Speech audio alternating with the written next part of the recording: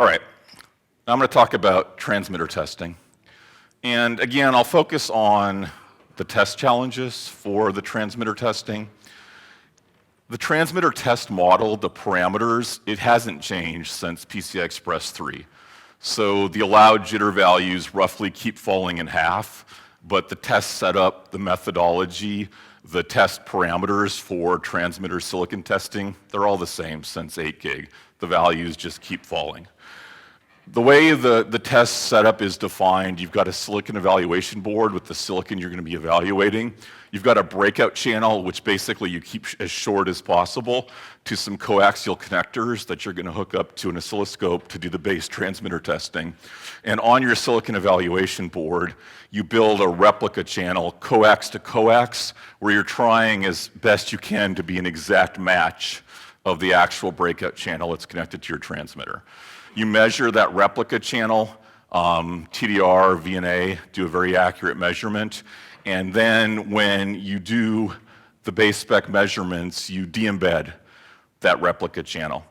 There's a recommended cutoff frequency for the de-embedding, which is pretty loose for PCI Express 3 at 8 to 12 gigahertz. 12 gigahertz is 3x Nyquist.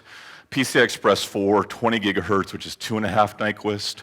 At PCI Express 5, that was 33 gigahertz, only about 2x Nyquist. So that recommended de-embedding cutoff frequency keeps coming down as a multiplier relative to Nyquist because it keeps getting harder to go further and not be integrating noise more than you are actually accurately reproducing the replica channel. There was a big inflection point here from my perspective between PCI Express 4 and PCI Express 5. When I worked at Intel and we did experiments around the spec methodology, we would look at this recommended cutoff frequency and the de-embedding and make sure we could convince ourselves that it could still be done and work reliably. So the way we would do that in a lab, we would take a test source like a generator, bit error rate tester, and hook it up directly to a scope and do the base spec transmitter tests and look at all the parameters. And then we would hook it up to a short, 3, 4, 5 dB channel, which was coax to coax, which we could measure very accurately and de-embed that channel and compare our results when we just had the Burton scope connected directly. For PCI Express 4, we could make those match very, very well with the de-embedding. For PCI Express 5, we couldn't do it anymore. We would get significantly higher results, especially for some of the parameters, as soon as we tried to do the de-embedding. Now, I'm not going to claim that we're like the best people at doing de-embedding in the world, or that we spent months on this. We didn't. But definitely doing an accurate de-embed is a lot harder, at least for PCI Express 5 compared to PCI Express 4. You'll see in the specification that there is an option starting with PCI Express 4 where instead of doing a traditional de-embed, you can use one of the reference receiver CTLE curves as an alternative. That works for basically all the parameters except high-speed voltage parameters. And that produces results that match, for PCI Express 4, the direct BERT to scope and the de-embedded case very, very well. For PCI Express 5, using the reference CTLE in our lab experiments, we could match the direct BERT to scope case very, very well using that reference CTLE. We could never get it to work with the traditional de-embed. So you definitely want to be aware that at a minimum, when you're doing TX silicon testing, doing a traditional de-embed, it's tough for PCI Express 5. My recommendation would be you want to use that alternate CTLE method and at least be looking at both of them. And if you're getting lower results with the alternate CTLE method, you should go with those, not with the traditional de-embed results. Okay, when you do the transmitter testing and look at all those transmitter parameters, you're applying a behavioral CDR. And that's been true for all generations of PCI Express, but that behavioral CDR has evolved and it changed quite a bit for PCI Express 5. Up through PCI Express 4, you had two different behavioral CDRs, one for the common clock mode, which was a simple 20 dB per decade, first order, high-pass CDR with the corner frequency around 10 megahertz. And the separate reference clock with independent SSC mode, which I talked about, had a much different behavioral CDR with a lot more rejection at low frequency, not a simple first order to deal with the independent spread spectrum clocking. Well, in PCI Express 5, it's reached the point where that behavioral CDR is just the same for both the separate reference clock with independent SSC mode and the common clock mode. And the reason that happened is the PLL bandwidth limit being shifted down to half a meg to 1.8 meg, which I talked about, which means even in common clock mode, you've got to have more rejection at low frequency to make sure when you've got a worst case mismatch, one PLL's at half a meg, one's at 1.8 meg, that you're not getting destructively impacted too much by the spread spectrum clocking. And because you had to have a lot of low frequency rejection anyway, and because most people are designing PHYs that can operate in either mode, we just made the behavioral CDR the same for both modes for PCI Express 5.0. So you'll see this is applied with all your transmitter testing. As I mentioned before, there's a lot of stuff in the PCI Express specs that pretty much assume all these types of measurements are done with real-time scopes. All the official compliance measurements at the form factor level are done with real-time scopes at PCI SIG compliance workshops. We don't worry about implementing model CDRs like this in hardware because there is a real-time scope assumption. So I want to talk a little bit about why that assumption is there, because I was involved and I know exactly why. And so I can tell you why that assumption is there and why all the PCI Express methodologies are built around real-time scopes. A long time ago, when PCI Express was transitioning from PCI Express 1 to PCI Express 2, that PCI Express 2 was the first specification where all the methodologies switched to separating RJ and extrapolating jitter, et cetera, to E-12 BERs. And there was a lot of worry about that extrapolation and how accurate and consistent it would be across different test solutions. So the PCI SIG sponsored a compliance workshop where they took a bunch of real PCI Express 1 add-in cards. So these were devices that ran at 2.5 gigatransfers per second. And they invited all the test equipment companies to participate with whatever instruments they wanted, real-time scopes, sampling scopes, BERTs being used to do transmitter measurements, any instruments they wanted, and they had everybody test about 40 of these real Gen 1 2.5 gigatransfer per second add-in cards, just doing basic transmitter testing. The add-in cards were being tested with a clean clock in a base compliance fixture, so there was no SSC, and just doing jitter separation and extrapolation of the total jitter to E-12 and comparing the results across all these instruments. I'm not going to reveal any specifics about any specific instruments or any specific cards, but the high-level conclusions were that about 80% of the add-in cards, things were at least loosely consistent across all the test instruments. But about 20% of these cards, basically everything that wasn't a real-time scope, the RJ and total jitter blew up significantly. We're talking as much as 3 or 4x the real-time scope results. And I can't honestly say that that was ever fully root caused. The high-level conclusion for me was if you look at a wide range of real cards that have all kinds of weird real noise for whatever reason, whenever you bring hardware besides a raw sampler into the analysis, things can go wrong. And that's why all the PCI SIG compliance stuff is done with real-time scopes. Now, even with the real-time scope results, people use different jitter packages. So all the test equipment vendors brought their own jitter packages. And even across the real-time scopes, the variation was up to about 50%, which from a pass-fail compliance interoperability standpoint is not very good. And so the other thing that came out of that is the PCI SIG does all their official compliance testing with a single software package called SIG Test. that works with all the different real-time scope files and guarantees consistent analysis across all the different real-time scopes when doing jitter separation extrapolation. I know that well because I wrote it initially, and that was the reason I wrote it, because I cared about consistency for the compliance program. And the consistency when we did this big study across all the different vendor jitter extrapolation packages was not great. It's really hard to do a study like that. I'd really like to see the industry get together and do one again now and see how much better things have gotten.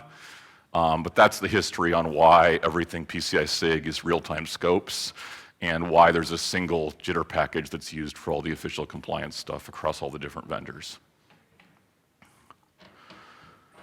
Okay, a few other details on the transmitter testing. This is pretty basic stuff. There's a fixed official compliance pattern that's a relatively short repeating pattern. I don't know if I've got the bit count there exactly right. It's something on the order of 4,700 bits. What it is a few different snippets of PRBS 23 like sequences that are designed to be as stressful as possible, but still be a short repeating sequence that allows you to do jitter separation extrapolation relatively accurately. That's used for all the PCI SIG TX compliance tests, both base spec and the form factor specs. The base spec parameters are pretty traditional.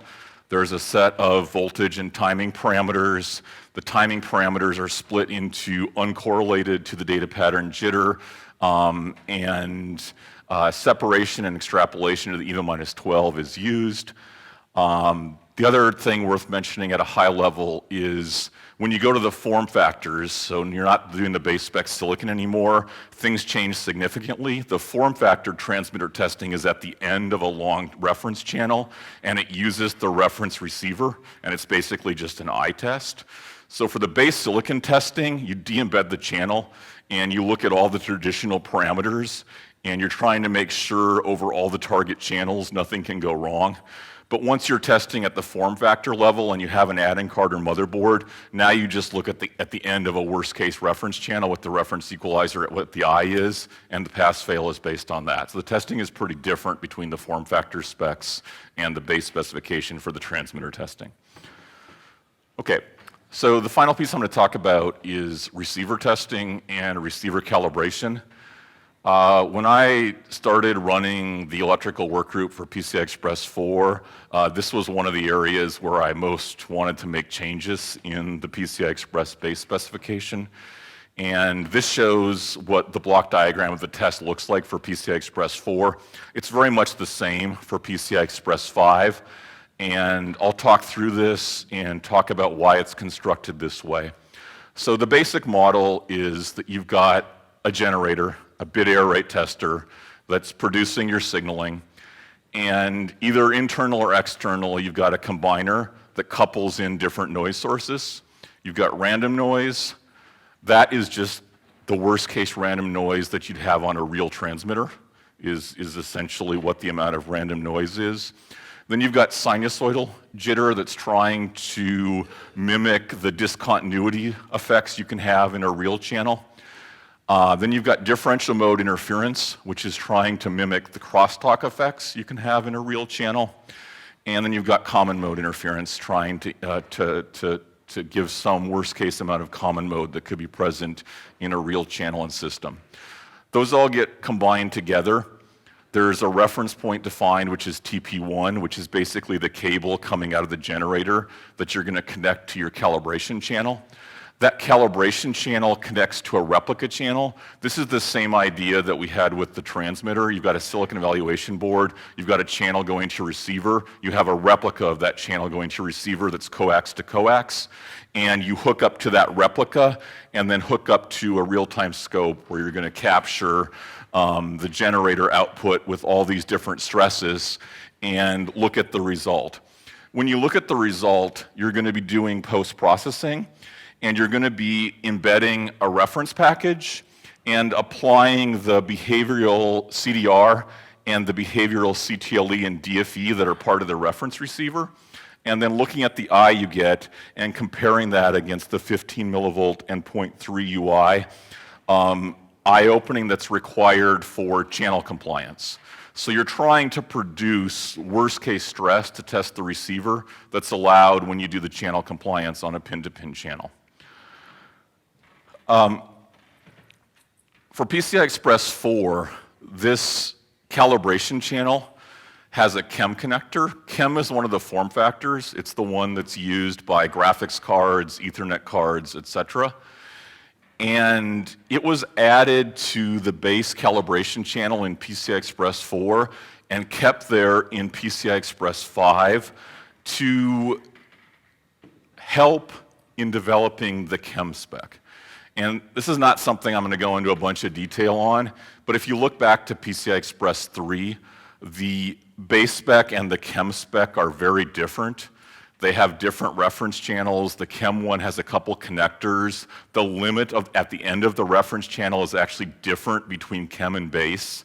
And it's because the reference channels between chem and base for 3.0 were so different, and there was this big convoluted simulation process to try to correlate the two, and there were so many variables that it was really, really hard to do without just fixing some of the variables. So you have different reference channels, even different limits at the end of those reference channels. PCI Express 3, it all works, but it was really hard to do. And so for PCI Express 4, I wanted to change this so my reference channel when I did the base spec receiver test could be exactly the same as my end-to-end reference channel when I did the chem testing and did a chem level receiver test on motherboards and adding cards. So the impedance was also changed to a nominal 85 ohms. The chem connector was added, and again, that was all to make it almost by definition an exact match to the chem spec. And that was done in PCI Express 4, and it was done again in PCI Express 5. The other thing that changed in PCI Express 4, so you have a default value for all of these stresses, and you start calibrating those default values, and then you look at the eye at the end of your channel after applying the reference package and the reference receiver. And if your eye is bigger than 15 millivolts and 0.3 UI, you have to adjust something to try to get right to the worst case eye that you're trying to test your receiver with. In PCI Express 3, the only things you were allowed to adjust were the random jitter and the differential mode interference and the swing potentially a little bit too on the generator. And what happened, the channel was just fixed, and it was like 20 dB plus or minus 2 dB for PCI Express 3. And what happened with PCI Express 3 is one silicon vendor would go build their test fixtures, and they'd be at 18 dB, and they'd do this in their lab. And another vendor would go build their test fixtures, and they'd be at 22 dB, and they'd do this in their lab. And one vendor would end up with an RJ of like 5 picoseconds, and one vendor would end up with an RJ of like 1 picosecond. And so that's a very different set of stresses for testing the receiver, which is really not what you want if you're trying to guarantee interoperability. So starting with PCI Express 4, we changed the rules. So the first thing you adjust when you're calibrating the receiver test is the channel loss or ISI itself.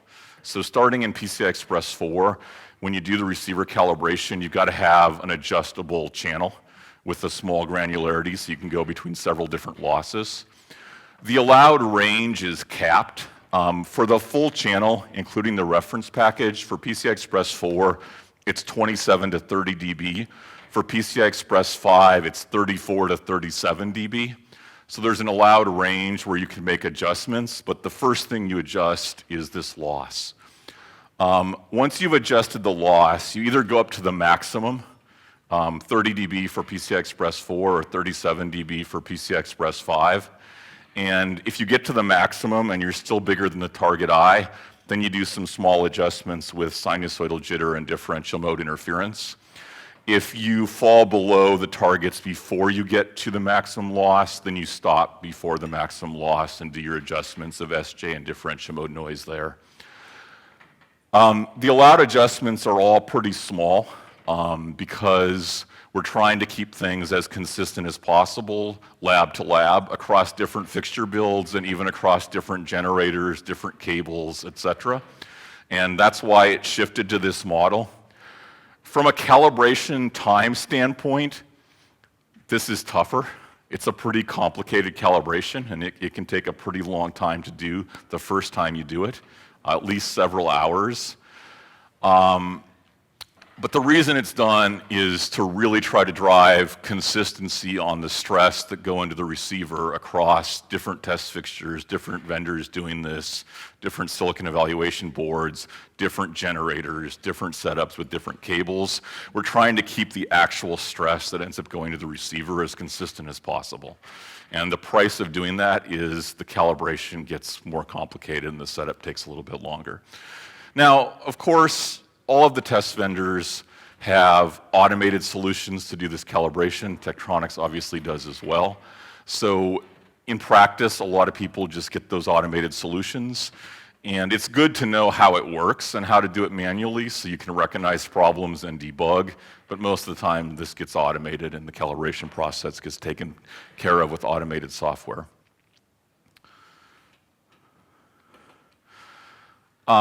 Talk a little bit about typical calibration results, and I'll show a couple examples. I'll do this for both PCI Express 4 and PCI Express 5. Tektronix has got a nice automated Windows push-button RX calibration app that will go do this calibration and all the testing for you, push button, very easy. One of the things we've been working on with PCI Express 4 and PCI Express 5, though, is we're also working on Python scripts that do the RX calibration for you and are more geared to people that want to do their own automation, integrate within their own automation, but don't want to do a bunch of work to develop these calibration pieces themselves. So we've got beta Python scripts for PCI Express 4 and PCI Express 5 that will do the base RX calibration. And those Python scripts use CSIM, the channel simulation tool, as the engine to calculate the I at the end of that receiver calibration channel with all the stresses. High level, there's two ways that people typically do that end of channel I calculation after applying the reference receiver and the reference package. One is they capture full waveforms and they run a waveform post-processor that applies the reference CTLE, DFE, model CDR. The other is they capture a heavily averaged step through the channel and then put that step into a statistical simulator like the open source CSIM that's available through the PCI SIG and use that as the engine to compute the I height and width at the end of that receiver calibration channel. You can use either method.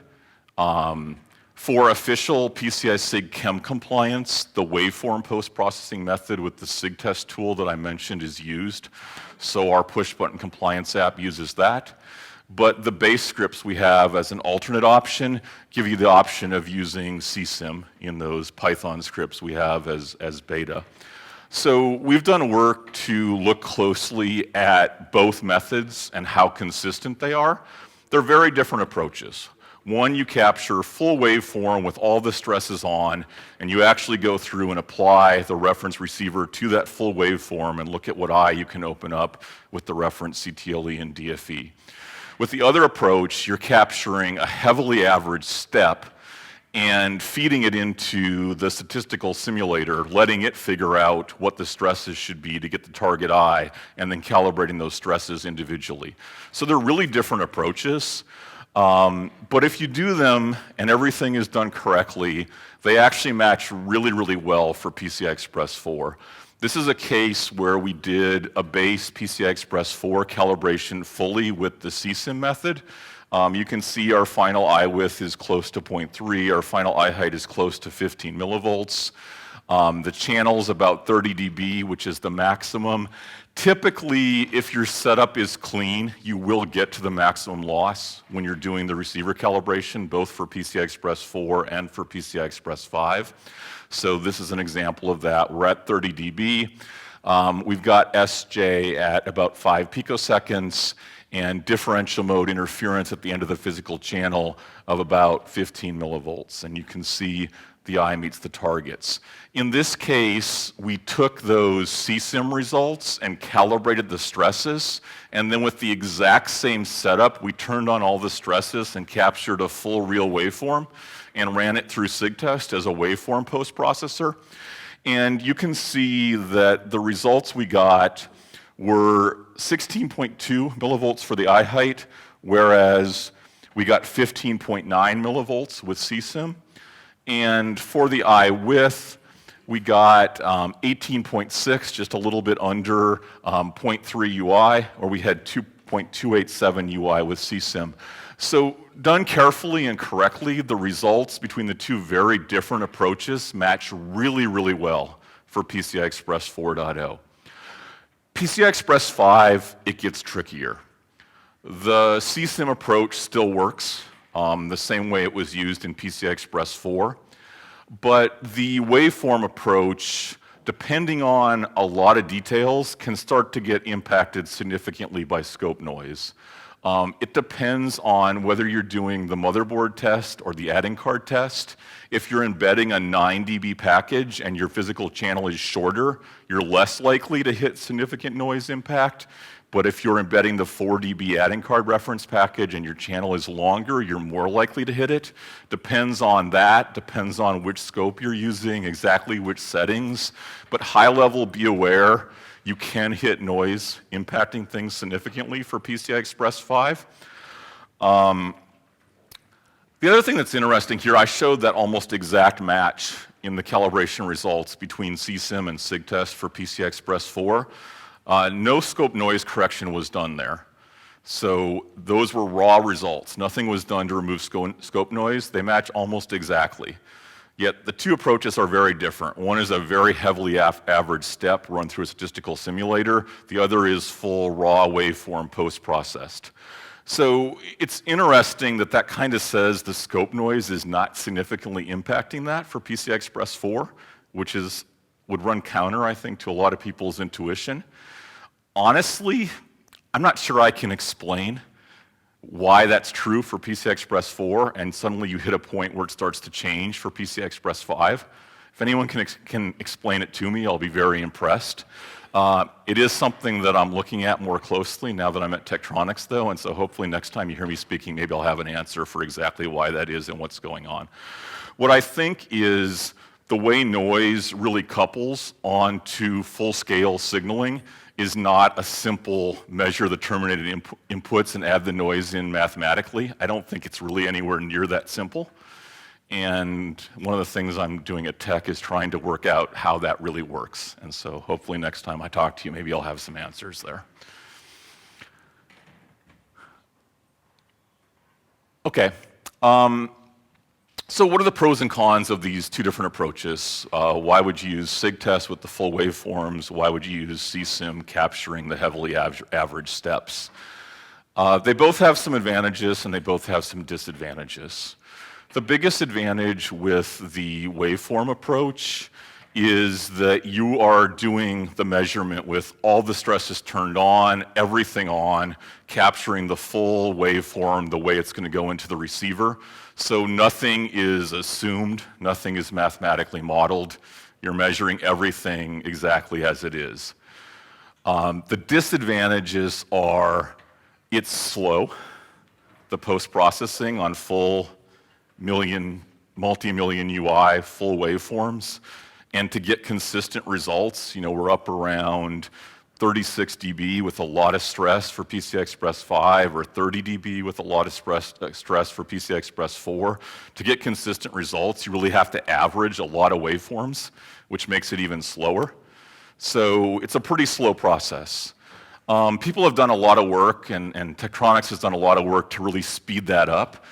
And we do things like capture 20 waveforms and then spawn 20 instances of SIGTest that can all run on separate cores. And so we can actually do this pretty quickly, but it's a lot of work and a lot of post-processing.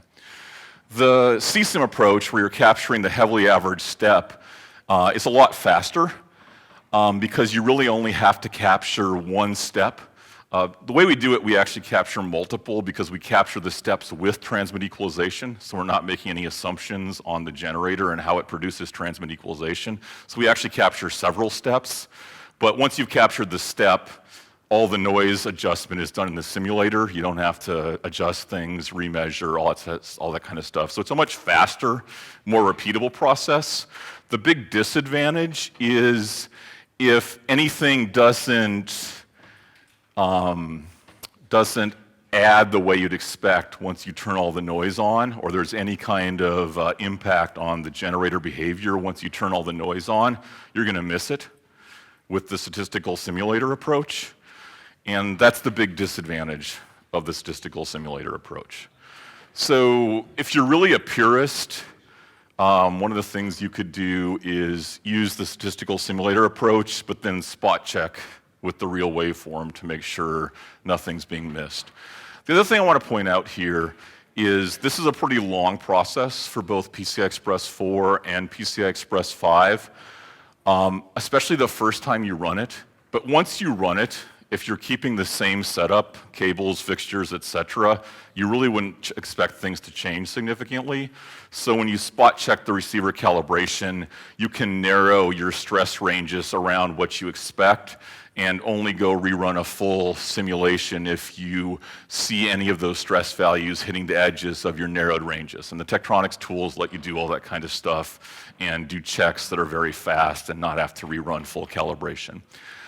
The other thing I was going to talk a little bit about is test modes. So PCI SIG has a bunch of standard test modes, and whenever you're doing transmitter testing or receiver testing, you're in a standard test mode, and there's a standard way to get into that test mode.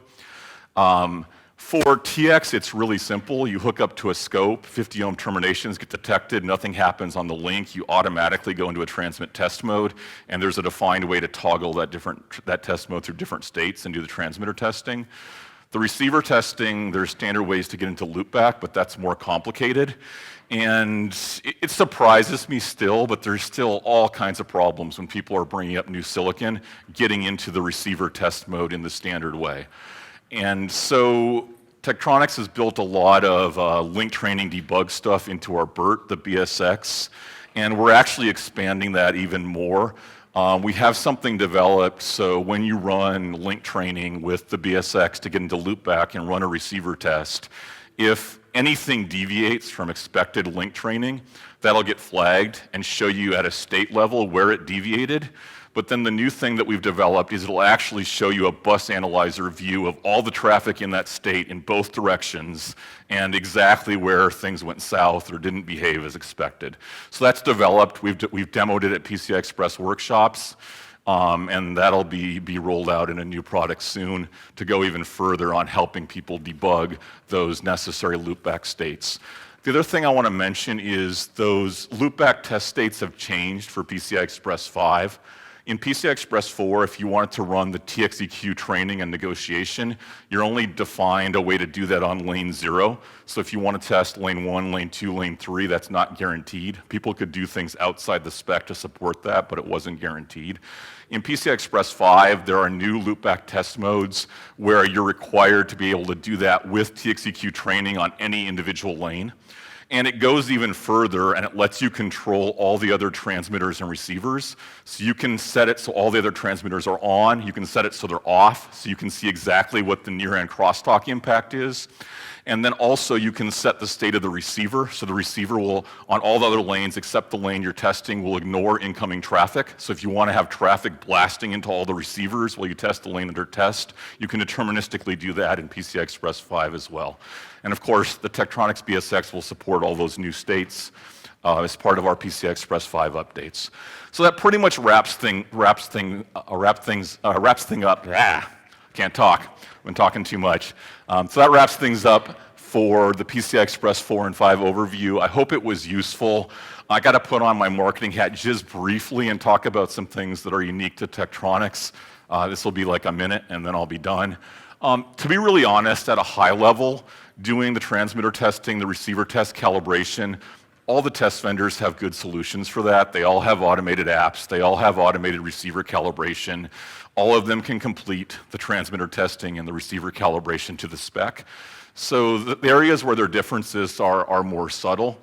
One that I think is significant for Tektronix is our BERT, the BSX, supports all data rates from 1 gig to 32 gig, and it's that same machine that can run the PCI Express 3, 4, and 5 official compliance tests at 8, 16, or 32 gigabits per second. Another thing that I mentioned, and I showed some examples, is we've got beta Python scripts that do RX calibration with CSIM for 4.0 and 5.0 to complement our push-button Windows compliance app. And those are available for people that want to work on their own automation but want a reference for the calibration. So that's something we put effort into, and those are available in beta.